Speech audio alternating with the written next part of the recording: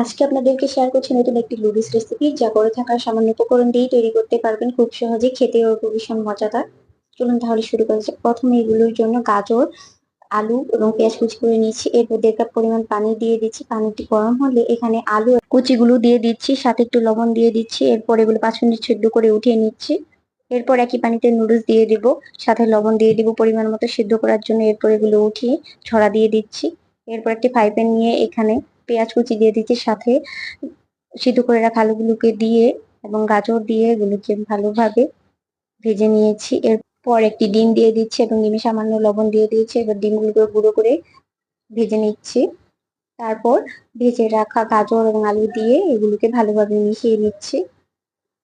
মিশানো হয়ে গেলে সামান্য ম্যাগি নুডলসের মশলা দিয়ে দিচ্ছি।